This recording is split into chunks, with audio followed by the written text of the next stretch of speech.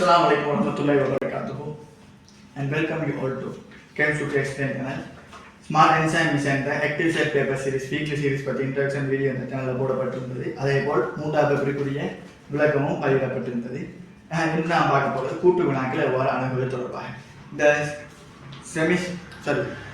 Smart Enzyme Mission Active Series Paper Series இதை நீங்கள் join பண்ண விரும்பினா SEM-AS பேப்பர்னு டைப் பண்ணி 076199718 நம்பருக்கு நீங்கள் சென்ட் பண்ணுறது மூலமாக ஜாயின் பண்ணிக்கலாம். இதுக்கு முதல் போடப்பட்ட வீடியோவில் கடைசி 10 நிமிடங்கள் மியூட் பண்ணப்பட்டதால இந்த வீடியோ முடிய அதை நான் தொடர்ந்து செய்து கொள்வேன். இந்த முதலாவது பேர் கூட்டு வினாக்கள் எல்லாம் அணுகுவது என்று பார்ப்போம். கூட்டு வினாக்கள் அணுகிற நேரம் முக்கியமாக உங்களுக்கு கெமிஸ்ட்ரியில் தியரியில் ஒரு பூர்ண விளக்கம் காணப்படுவாங்க. தியரியில் பூர்ண விளக்கம் காணப்பட்டால் தான் கூட்டு வினாக்கள் உங்களால் அணுக முடியும். உங்களுக்கு தெரியும் 30 வினாக்கள் நேரடி வினாக்களாகவும் நேரடி அப்ளை பண்ணுற வினாக்களாகவும் கடைசி 20 வினாக்கள் கூட்டு கல்வியிலாகவும் பேப்பர் வினாப்படுறது. அதில் இறுதி 10 ஸ்டேட்மெண்ட் 2 ஸ்டேட்மெண்ட் அந்த வினாக்களும் அதுக்கு முதல் 10 ஏபிசிடி வினாக்களாக உங்களுக்கு கேட்கப்பட்டது வளரும்.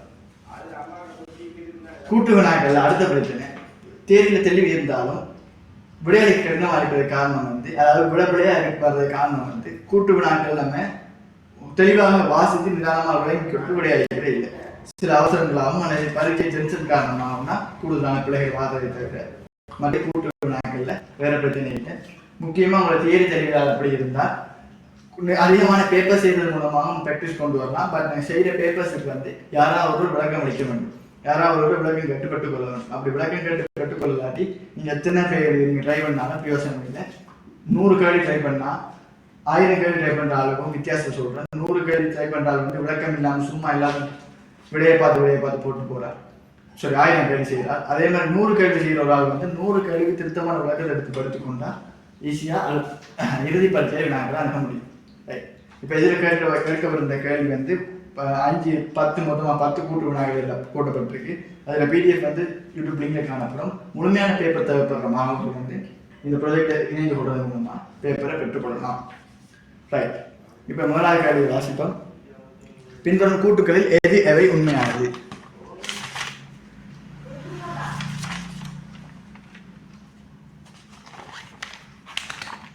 Video stuck. Right, okay. பின்வரும் கூட்டுகளில் எது எவை உண்மையானதுன்னு கேட்டு ஃபர்ஸ்ட் பாருங்க. SbCl3 நீரில் கரைந்து வெள்ளை வீழ்படியை உருவாக்கும். SbCl நீரில் கரைந்து வெள்ளை வீழ்படியை உருவாக்கும்.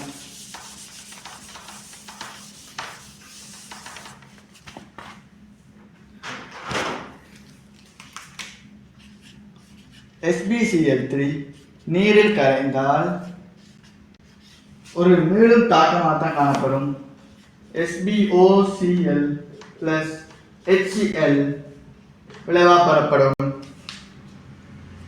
சமப்படுத்தினால் இதில் Cl இருக்கு. இதில் 2 H இருக்கு, 2 H சமப்படுத்தினால் 2 Cl 1 Cl 3 Cl ஒரு S Sb ஒரு O தாக்கம் சமப்பட்டது. இது ஒரு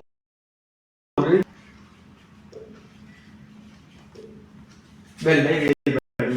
ஆகவே இதில் கேட்டிருக்கிற கூட்டு A சரி. கூட்டு B வாசிப்போம். கூட்டம் 15 குளோரைட்டுகள் அனைத்தும் முற்றாக நீர் பரப்பாகின்றன. இதிலே விளங்கிட்டு முதலாவது இதை நான் சொன்ன மாதிரி தியரியில் தெளிவு பாருங்க. இந்த தியரி நம்ம தெளிவாக இருந்தால் கூட்டம் 15 குளோரைட்டுகள் அனைத்தும் முற்றாக நீர் பரப்பு அடைகின்ற தந்திருக்கு. இதில் பாருங்க, நீர் பரப்பு முற்றாக இல்லை, மீளும் தாக்கம். இது ஒரு மீளும் தாக்கமாக காணப்படுது.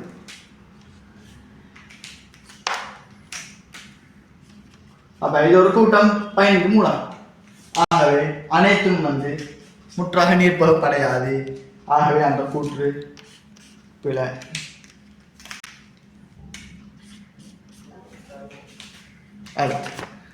கூட்டம் 15 சில குளோரைட்டுகள் நீரில் வீழ்படிவாகாது. இது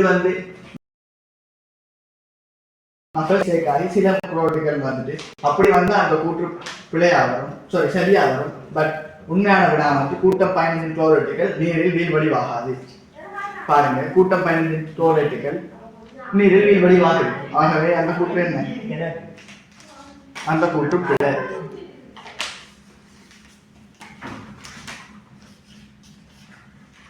ரைட். அடுத்து இந்த எஸ்பி மட்டுமல்ல, பிஸ்மத் பிஐயும் முற்றாக நீர் பரப்படையாது, அதுவும் பிஐஓசிஎல் வெள்ளை வெளிவதாக காணப்படும். டி கூடப்பயன் கீழே செல்லும் போது நீரின் கரைதிறன் குறைகின்றது.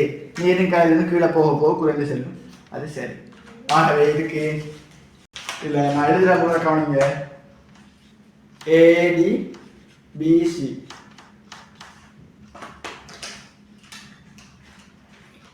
ஏடி சரியானது, பிழையானது.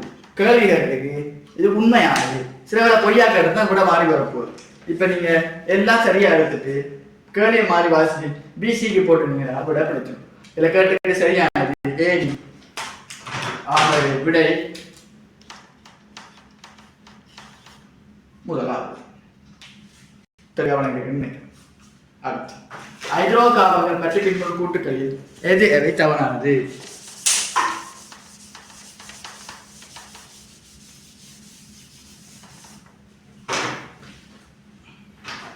எந்த ஒரு ஹைட்ரோ கார்பனும் நீர் எண்ணெய் அழுத்துடன் தாக்கம் புரிவதில்லை.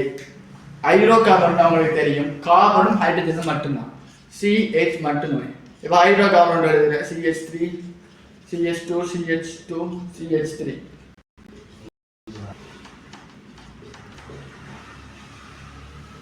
நீர் எண்ணெய் வச்சு நீர் எண்ணெய் வச்சு தாக்க முடியுதான் கேட்டிருக்கு. இது நீர் எண்ணெய்க்கான தாக்க முடியறதுக்கான எந்த ஒரு தாக்கத்தையும் நிகழ்த்தாது. ஆகவே ஏ கூற்று தவறானது. பி கூற்ற கவனிங்க. கிளை கொண்ட அல்கைன் கொதிநிலையானது அதன் சார்மூல கூட்டத்தினுடைய கிளையற்ற அல்கைனின் கொதிநிலையை விட உயர்வாகும். கிளையற்றதுதான் கொதிநிலை உயர். மூலம் பாருங்க, கொதிநிலை தங்கியுள்ளது ஹைட்ரோ கார்பன்ல லண்டன் விசை மாத்திரமே. லண்டன் விசை எதுல தங்கி இருக்கும்? சார்மூல கூட்டத்திலே தங்கி இருக்கும். சார்மூல கூட்டத்தினை இதுக்கு ரெண்டுக்கும் சமனானு சொல்லியிருக்கு. ஆகவே மேற்பரப்பளவை கருத வேண்டும். மேற்பரப்பளவு கூட கூட தாக்க நடைபெற கூடும். ஆகவே கொதிநிலை உயர்வாக காணப்படும். மேற்பரப்பளவு குறைய குறைய கொதிநிலை குறைந்து கொண்டு செல்லும். ஆகவே பார்த்தீங்கன்னா கிளையுள்ள கார்பனுக்கு இப்படி கிளை வர வர இப்படி சுருங்கி வந்துடும், மேற்பரப்பு குறைஞ்சிடும். இந்த தான் மேற்பரப்பு வந்துடும். அதே இது நீண்ட சங்கிலியா இருந்தா நேரா இருந்தா இங்கால மேற்பரப்பு முழுக்க இங்கால மேற்பரப்பு முழுக்க. ஆகவே மேற்பரப்பு கூட காணப்பட்டால் கொதிநிலை கூட காணப்படும். இல்ல கேட்டிருக்கிறபடி மேற்பரப்பு கிளையற்ற அல்கைனின் கொதிநிலை விட உயர்வாகும். அதாவது கிளை கொண்டதுக்கு உயர்வுன்னு சொல்லியிருக்கு. கிளை கொண்டது இப்படி வந்துடும். அப்ப மேற்பரப்பு குறைஞ்சிடும். ஆகவே அது பிழை.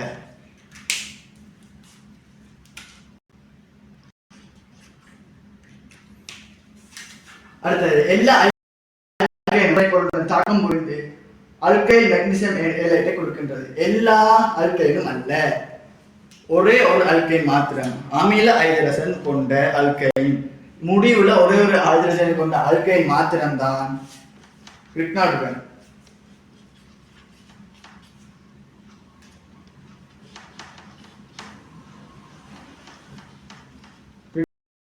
புரியும் சரியா? அதை தவிர மற்றொன்றும் தாக்க முடியாது. ஆகவே அது பிழை.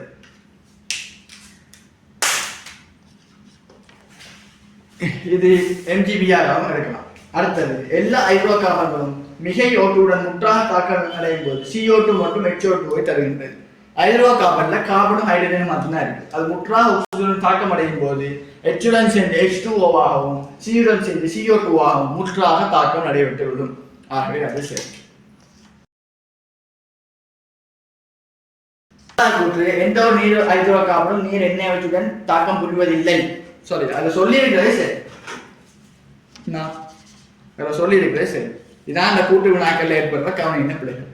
இல்லை இப்ப இதுக்கு விட என்ன? ஏயும் டியும் சொல்லி போட்டு 4வது போட்டு போயிடும். பட் கேள்வி தவறானது கேட்டிருக்கு, பியும் சியும். ஆகவே இதுக்கு ஆன்சர் 2வது. பியும் சியும் ஆன்சர் 2வது. இதான் கூட்டு வினாக்கள்ல முக்கியமாக கவனிக்க வேண்டிய விடயம். நான் சொன்னது போல நமக்கு தியரி இப்ப தெரிஞ்சிருந்தாலும் நான் இதுல மறுப்பிழைய போட்டிருக்கேன். ஆகவே ஒருக்கா செஞ்சு முடிச்சு திருப்பி ஒருக்கா ரீசெக் பண்ணி பார்த்து போடுங்க. அடுத்தது முக்கியமா கூட்டு வினாக்கள்ல 5வது விட வாரது மிகவும் அரிது. ஆகவே எப்படியும் ஏபி பிசி சிடி ஏடி கூட காணப்படும். ஆகவே அதை கொஞ்சம் மைண்டில் வச்சுக்கொண்டு அதிலேயே நீங்கள் கூட ஃபோக்கஸ் பண்ணி பாருங்க. அப்படின்னா ஈஸியாக பிள்ளைகள் வரும்போது ஐடென்டிஃபை பண்ணிக்கொள்ளலாம். மற்றபடி சில 5ஆவதே வரலாம். இதில் கூட 5ஆவது வர கேள்வி இருக்குன்னு தெரியல. அதான் ரைட். ஓகே தென் நெக்ஸ்ட் 18ஆவது கேள்விக்கு மூவ் ஆகும்.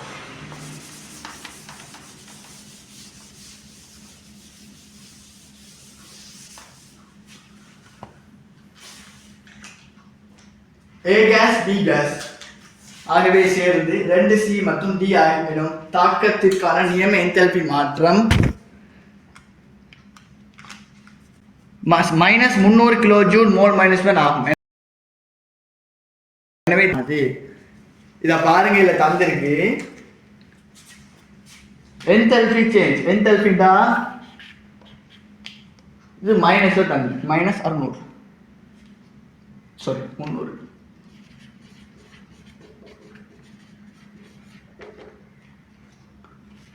இதை வைத்துக்கொண்டு என்தால்பி மாற்றம் நம்ம கண்டுபிடிக்க முடியும். டெல்டா எஸ் என்தால்பி மாற்றம் இது ஒரு வாயுநிலையான தாக்கம். தாக்குகின்ற மூல்களை விட விளைவு மூல்கள் அதிகரித்தால் என்தால்பி மாற்றம் வந்து மைனஸ். அதாவது இதில் பாருங்க, ஏ ஒரு மூல் பி ஒரு மூல் மொத்தமாக சேர்த்து தாக்கிகளில் 2 மூல் காணப்படும். பட் விளைவுகளில் 2C 1D காணப்படுது. 2C 1D சேர்த்தா 3 மூல்கள், மொத்தம் 3 மூல்கள் விளைவுகளாக வரப்படுது. ஆகவே அதனுடைய என்தால்பி மாற்றம் மைனஸ். இப்போ இதை வைத்துக்கொண்டு கேள்வியை பார்ப்போம். நியம கிப்ஸ் சக்தி மாற்றம் மறை பெருமானம் ஆகும். கிப்ஸ் சக்திக்கான மாற்றத்துக்கான வரைவு நியமம் என்றதை கேட்டுக்காக நியமத்துக்கான அடையாளம் போட்டு கட்டாயம் மாற்றம் delta H minus delta S. இதில் வடிவம் கவனிக்கணும். இது மைனஸ் தந்திருக்காங்க.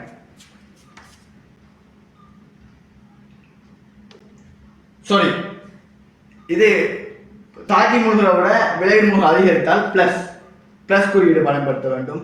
இது பிளஸ், இது மைனஸ். இங்க மைனஸ் இன்டு பிளஸ் பெருக்கப்படும் போது எப்பயும் மைனஸ் தான் ஆகும். ஆக இது மைனஸ் இது மைனஸ், இறுதியை விட எப்போதுமே மைனஸ் தான். எந்த வெப்பநிலை பாருங்க, எந்த வெப்பநிலை நம்ம போட்டாலும் மைனஸ் இன்டு பிளஸ் ஆக அதிகரிக்க போகுது. ஆகவே மைனஸ் விட இதோட கவனித்துக் கொள்ளுங்க. தாக்கி மூல்களை விட விளைவின் மூல்கள் அதிகரித்தால் என்தால்பி மாற்றம் நேர்பெருமானமாக காணப்படும். இது மைனஸ் இது பிளஸ், இது மைனஸ், இந்த மைனஸ் பிளஸ் பெருக்கப்பட்ட மைனஸ் வரும். ஆகவே மைனஸ்ல தான் கூட காணப்போகுது மைனஸ் டெல்டா ஜி மைனஸ். நியம கிப்ஸ் சக்தி மாற்றம் மைனஸாக காணப்படும். ஆகவே இதில் கேட்கப்பட்டிருந்தபடி கிப்ஸ் சக்தி மாற்றம் மறை பெருமானமாகும் கேட்டிருக்கு. ஆகவே விட சரி. அடுத்து நியம என்தால்பி மாற்றம் நேர்பெருமானம் ஆகும்.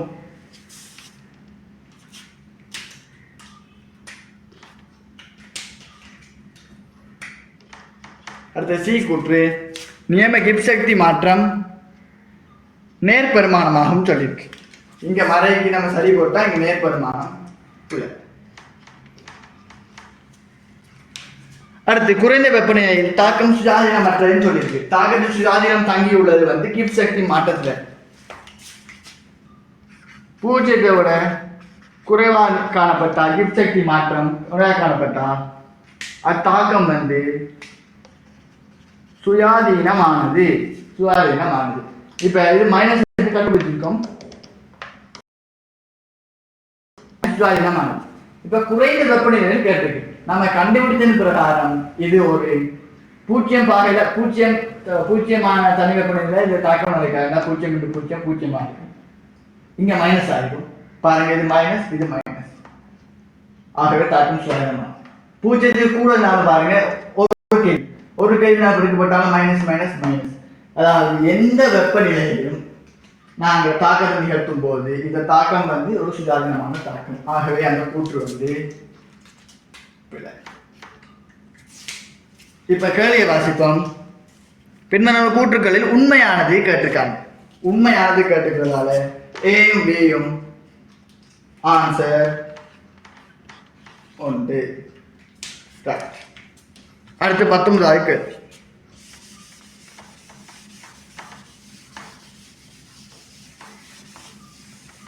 19வது கேள்வி 3D தொகுப்பு மூலங்கள் தொடர்பான சரியான கூற்று.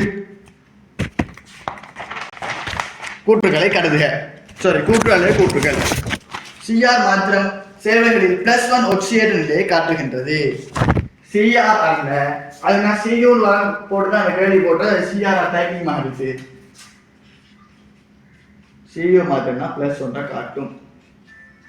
ஆகவே முதலாவது கூற்று என்ன? விடை. அடுத்து MnO2 மற்றும் Cr2O3 ஆகியவை அமில ஒட்சைட்டுகள் ஆகும். ரைட். இந்த அமில ஒட்சைட் கார ஒட்சைட் பார்க்கறது எப்படி இருந்துச்சு, அதுக்கான சும்மா ஒரு டயக்ராம் மாதிரி ஒன்று போடுற பாருங்க. Vanadium, chromium, manganese +2 +3 +4 +5.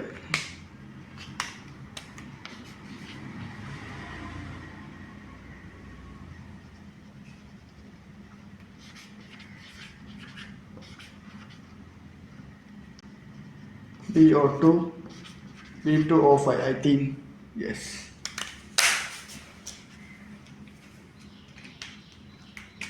அடுத்தது CRO Cr2O3 Cr2O4 CrO2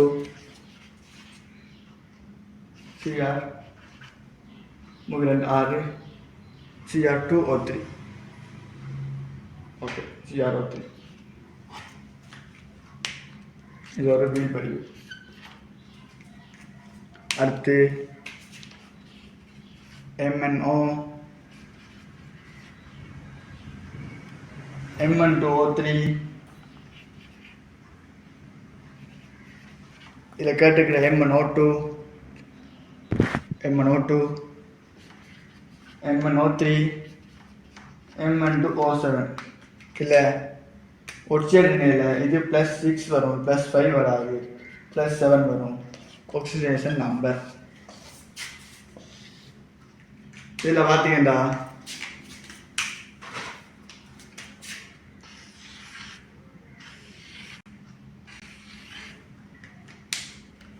red colour மாற்றிடலாம். ஈரியலுடைய ஒட்சியேட்டுகள் நான் குறிப்பிட 3D மூலகத்தில் மேலே போக போக காரம், கீழே போக போக இது மூன்றும் ஈரியல். இதில் கூற்றுகளில் கேட்டுக்கூடிய கூற்றின்படி MnO2 மற்றும் Cr2O3 என்பவை அமில ஒட்சைட்டுகள் தந்திருக்கு. MnO2 Cr2O3 MnO2 Cr2O3 ஈரியலுடையது. ஆகவே பி கூற்றும் பிழை, ஏ கூற்றும் பிழைன்னு நம்ம கண்டுபிடிச்சிருந்தோம். அடுத்து Sc தொடக்கம் Cu வரையான உலோக மூலகங்களின் மின்னழுத்தன்மை பெருமானம் படிப்படியாக அதிகரிக்கின்றது. படிப்படியாக அதிகரிக்கவில்லை. Sc தொடக்கம் Cu வந்திருக்கு, Cu தந்திருக்கு. இதில் முக்கியமான ஒரு விடயம் கவனிங்க. Sc தொடக்கம் Mn வரைக்கும், Mnக்கு முதல் வரைக்கும் குறைந்து Mnல ஒரு சரியான குறைவு ஏற்பட்டு திருப்பி அதிகரிக்க போகுது.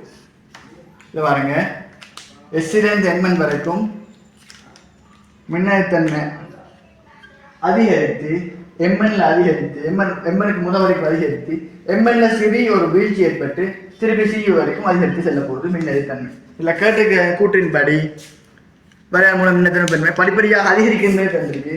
படிப்படியாக அதிகரித்து Mn வரைக்கும் அதிகரித்து Mnல சிறு குறைவு ஏற்பட்டு Cu வரைக்கும் அதிகரிக்கப்படுது. ஆகவே அந்த கூற்று இல்லை கவனிக்கணும். படிப்படியாக அதிகரிக்கிறதா ஒவ்வொரு படிப்படியாக அதிகரித்து கொண்டு போகிறது, இதெல்லாம் சரிவு ஏற்படுறது. ஆகவே அந்த கூற்று பிள்ளை.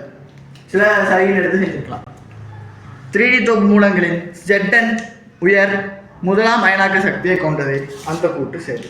Zn தான் உயர் முதலாம் அயனாக்க சக்தி காணப்படும். இதில் சரியான விட அப்படியான விட கேட்டிருந்தா 5வது தான் வரப்போகுது. ஆகவே விட 5வது இதில் கேட்டுக்கிறது சரியான கூற்று. ஆகவே D only. 19வது கடி முடிச்சு.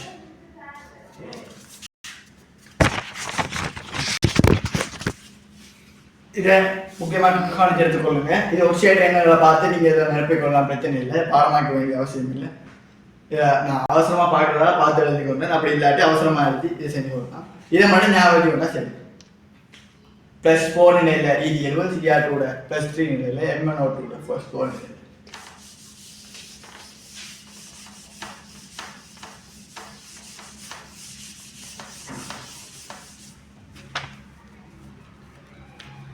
இருபதாவது கேள்வி. PV சமன் 1/3 mnc² எனும் சமன்பாடு தொடர்பாக உண்மையானது. எந்த ஒரு வாயுக்கும் எந்த ஒரு நிபந்தனையும் இந்த சமன்பாடை பயன்படுத்தலாம். இந்த சமன்பாடு முக்கியமாக அப்ளை பண்ணப்படுறது இலட்சிய வாயுக்கு மாத்திரம், எந்த நிபந்தனையும் எந்த ஒரு வாயுக்கும் அல்ல. ஆகவே ஏ கூற்று பிழையானது. அடுத்து இச்சமன்பாடை பயன்படுத்தி பாயிலிங் விதியை பெற முடியாது. இதை நிறுவன அடுத்த கேள்வி கூட்ட பார்ப்போம். M என்பது வாயுவின் மூலத்திணிவாகும். இதுல M குறிக்கிறது வாயுவின் மூலத்திணிவு. ஆகவே சரி, மொத்த திணிவு அல்ல, வாயுவின் மூலத்திணிவு. அடுத்து வாயுவின் மூலக்கூட்டு சராசரி வர்க்க வேகத்தை கணிக்க முடியும். எஸ், தங்களுக்கு சமன்பாடே அதான்.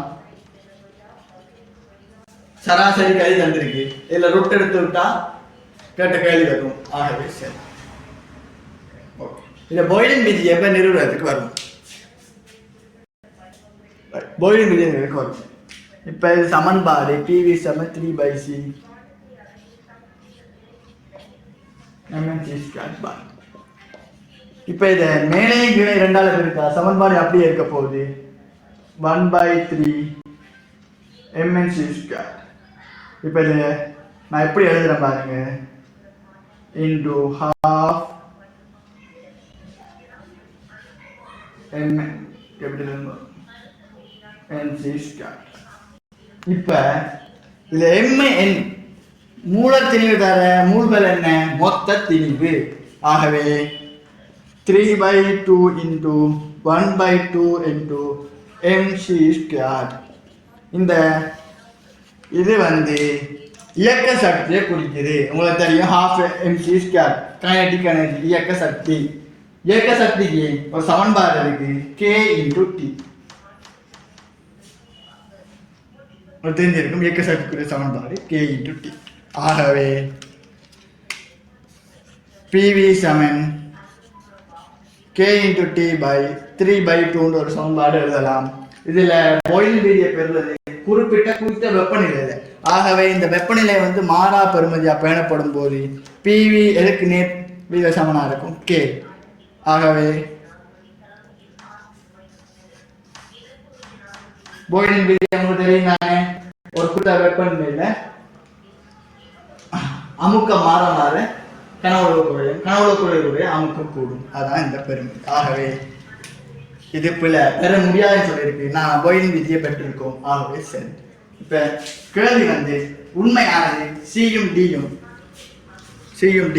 ABBCCD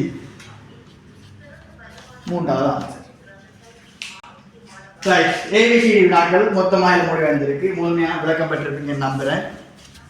அடுத்து நம்ம தொடர்ந்து அடுத்த கூட்டுக்கள் செய்யும்.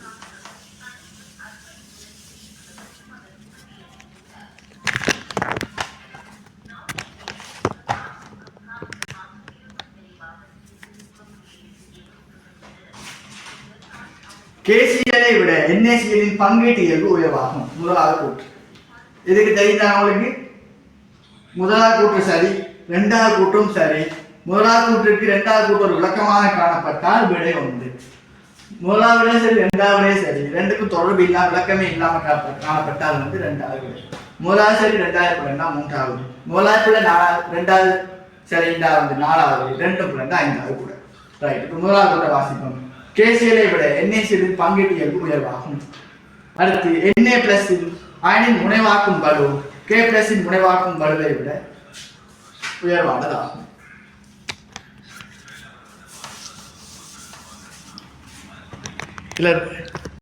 NaCl KCl NaCl மற்றும் KCl இல்ல தந்திருக்கேன். NaCl மற்றும் KCl தந்திருக்கேன். இதுல பொது அயன் எதுன்னு பாத்தீங்கன்னா 2Cl. அப்ப Na+, K+, ரெண்டையும் நம்ம ஒப்பிடும் போது பங்கீடு எடுக்கிறோம் பாருங்க. முதலாவது ஏற்றத்தை ஒப்பிடணும். அடுத்தது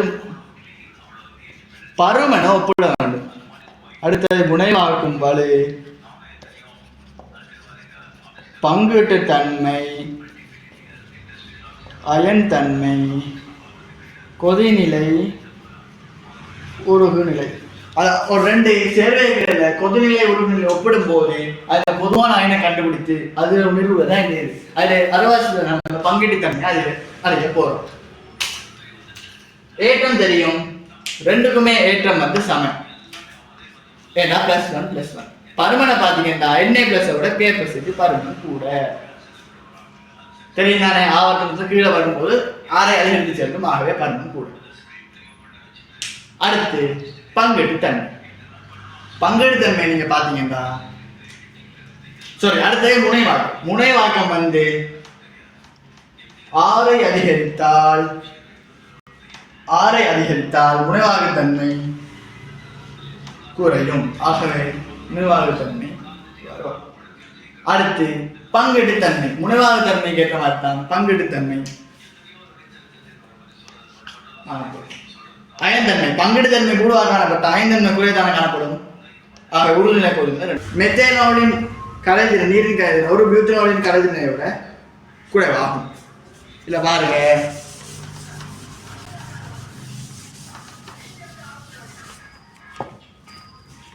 மெத்தனால் CH3OH, CH3CH2OH.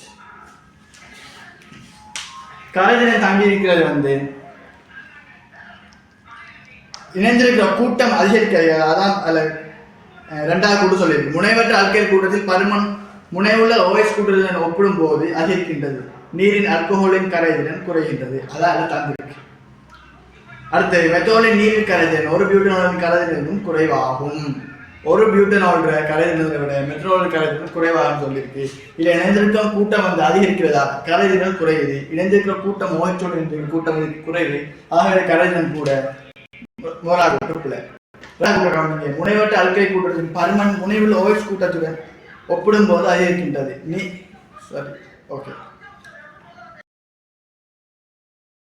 ஒப்பிடும் போது அதிகரிக்கின்றது. நீரில் அல்கோஹோலின் கரைதிறன் குறைகின்றது. அதுவும் சரி. 1வது விட 2வது சரி. ஆகவே எத்தனையாவிட அதுவும் நான் சொன்ன மாதிரி 4வது விட வரப்போம். அடுத்தது CH2 CO CH2 CO NH2 கிளமென்ஸின் ஒசியலிடும் போது முதல் அமீன் கிடைக்கின்றதுன்னு சொல்லியிருக்கு. C double bond CH2 CO NH2 second CO மட்டும்தான். இந்த CO கூட்டம் அதாவது கார்பனைல் கூட்டம் மட்டும்தான், கூட்டம் மட்டும்தான் CH கூட்டமாக மாற்றப்படும். இது மாற்றப்படாது. அப்படி இது மாற்றப்பட்டால் தான் இது முதலாவதாக காணப்படும், ஆகவே கூட்டுப்பிள்ளை. அடுத்து கிளமென்ஸின் போது ZnHCl கவலையில் கூட்டம் CH கூட்டமாகும். அது சரி. 1வது பிள்ளை 2வது சரி. அதுவும் எத்தனையாவது 4வது விட வரும். அடுத்தது ஒரு கீட்டோனின் கார்பனைல் அணுவும் கார்பன் அணுவும் கிடைக்கப்பட்ட மற்ற அணுக்களும் ஒரே தளத்தில் உள்ளன. ரைட், இதை கவனிங்க.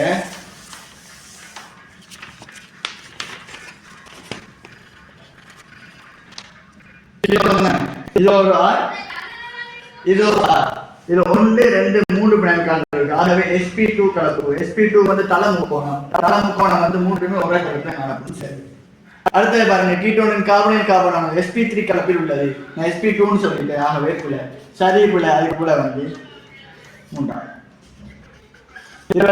மெய்வாயு அமுக்கப்படும் காரணி Z ஒன்றும் அல்லது Z ஒன்றை விட பெரிதாகவும் Z ஒன்றை விட சிறிதாகவும் காணப்படலாம். மெய்வாயு தானே. இலட்சிய வாயு வந்து Z ஒன்றா காணப்படும். ஒன்றோட குறைவாக காணப்படலாம், ஒன்றோட கூடாக காணப்படலாம், வாயுவை பொறுத்து. அடுத்து மெய்வாயு அமுக்கப்படும் காரணி அமுக்க வெப்பநிலைக்கேற்ப மாறுபடும். இதுவும் சரி, இதுவும் சரி. அதாவது அமுக்கப்படும் காரணி தங்கி உள்ளது வந்து அமுக்கத்திலேயே வெப்பநிலையை மாற்றணும்னா மெய்வாயோட அமுக்கப்படும் காரணி தங்கி. பட் இதுக்கும் அதுக்கு ஒரு தொடர்பு இல்லை. ஆகவே கூட வந்து ஆன்சர் வந்து 21வது கேள்விக்கு நான் ஆன்சர் வந்து மாறி ஆன்சர் கொடுத்துருக்கேன். ஆகவே அது வந்து ஆன்சர் நான் கொடுத்த ஆன்சர் வந்து விட கேசியை விட என்ஏசியில் பங்கெட்டு வயது உயர்வாகும் சரி NA + 9 முனைவாக்கும் போது K + 9 முனைவாக்கும் போதை விட NA + முனைவாக்கும் போது NA + அயனின் முனைவாக்கும் போது K + முனைவாக்கும் போதை விட உயர்வாகும் இருக்கு. ஆற கூடுனா முனைவாக்கும் பளு குறையும், இதுக்கு ஆற கூட குறையும். ஆகவே அதுவும் சரி. கேசியலை விட NaCl பங்கீட்டியல் உயர்வாகும், அதுவும் சரி. ஆகவே முனைவாக்கும் பளு கூடுறதால தான் பங்கீட்டியல் கூடுது. ஆகவே அதுக்கு விட முதலாவது நினைக்கிறேன். முதலாவது மன்னிக்க நான் விடைய மாறி கொடுத்ததாக யோசிச்சிருக்கேன். கேசியலை விட NaCl பங்கீட்டியலுக்கு உயர்வாகும். முனைவாக்கும் பளு வந்து கூடவா இருக்கிறதால பங்கீட்டியல்பு அதிகரிக்குது. KCl அதுவும் சரி, ரெண்டாவது சரி. அதுக்கு முதலாவது இதோட கூட்டுக்கல்விக்கு அப்படி விடைகள் இதுதாங்க நிறைவேறுது. அடுத்த மியூட்டான கேள்வி வந்து அந்த 2 கேள்வி மியூட்டான கேள்வி 2 கேள்வி பார்ப்போம். 14வது கேள்வி 25 Cl பின்னோன் தாக்கத்தை தருங்க.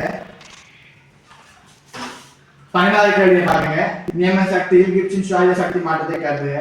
அதுக்கு நான் அந்த சமன்பாடு அப்ளை பண்ணிருந்தேன். சமன்பாடு அப்ளை பண்ணும்போது 10.82 வந்திருந்தது. ஆகவே அது சரி. தாக்கம் நடைபெறும் போது எந்திரை பதிகரித்தால் தாக்கம் சுயாதீனமாக சொல்லியிருக்கு. எந்திரை பதிகரித்தால் வந்து தாக்கம் தாக்கம் நடைபெறும் போது எந்திரை பதிகரித்தால் தாக்கம் சுயாதீனமானதுன்னு தந்திருக்கு.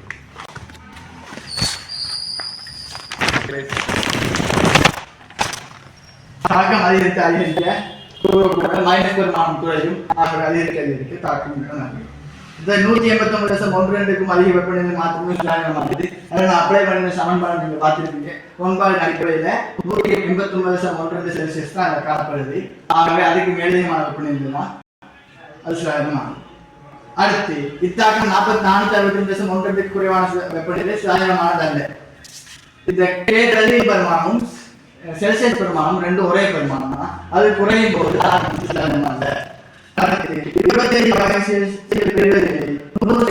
பிரிவடைகின்றது. நாம் எடுத்த விடையின்படி 189.12 எடுத்துட்டோம். அதோட குறைந்தா எல்லாருக்கும். ஆகவே நடக்காது. அடுத்து இந்த கேள்வி ஒழுங்கு அவ்வளவு கவனித்துக் கொள்ளுங்க. வெப்பநிலை T கெல்வினில் அதே மூலகத்தின் மும்மணு வாயுவின் சராசரி வேகம் V ஆகும். தனி வெப்பநிலை மும்மணங்கு ஆகும் போது வாயு மூலக்கூறு ஆகும். இதன் போது அவ்வாயுவின் அணுக்களின் சராசரி இதே வர்க்க மூல வேகமானது. கவனிங்க. V = 3RT/n. இது பொதுவான வேகத்துக்கான சமன்பாடு. மூ அணு வாயு ஒரு மூ அணு வாயு மும்மடங்கு வாயு மூலக்கூறு அணுக்களாக மாறுது. அணுக்களாக மாறினா 3x மூணு வாயு 3x கேஸா மாறுது. அப்ப இதுல 3n 2 மூலக்கூறு திணிவு இருந்தா இது m மூலக்கூறு திணிவா மாறுதுன்னா 3 அணு ஆகும். இது உங்களுக்கு தெளிவா வழங்கி இது மாறும்போது 3 மடங்கு வெப்பநிலை அதிகரிக்கலாம். ஆகவே இப்ப முதலாவது x 3 வாயுக்கு 3RT/m அப்ளை பண்ணா இது 3m. இது வெப்பநிலை 3 ஆகுது. இங்க 3 வெப்ப வரும். ஆகவே இதுக்கு சமன்பாடு 3RT/m. அடுத்து V = V0. இதுக்கு V0 சமன்பாடு போடுறேன். ஆகவே 3 3T. வெப்பநிலை 3 மடங்கு ஆகுது. மூலக்கூறு திணிவு குறையுது m. இதுல 3 பெருக்கப்பட்டா 9 ருட்டால் போய் பெருக்கப்பட்டா 3 RT/m வரும். ஆகவே V0 = 1/3 வரப்போகுது. ஆக V0 = 3. ஆக ஆன்சர் இது விளங்கி இருக்குன்னு நினைக்கிறேன். விளங்காத தெரியல தெளிவாக கேட்டுக்கொள்ளுங்க. இது ஒரு வித்தியாசமான முறையான கேள்வி. ஆகவே நன்றி. இருந்ததுக்கு 3வது பேப்பர் முடிவந்திருக்கு. அடுத்த திங்கட்கிழமை வந்து அடுத்த 4வது பேப்பர் உங்களை சந்திக்கிறேன். தொடர்ந்து இணையதற்கு 076919971 என்ற நம்பருக்கு செம்ஏஎஸ் பேப்பர் டைப் செய்து அனுப்பி விடுங்க, தொலைவி வந்து விடுங்க. அஸ்ஸலாமு அலைக்கும் வரஹ்மத்துல்லாஹி வபரகாத்துஹு.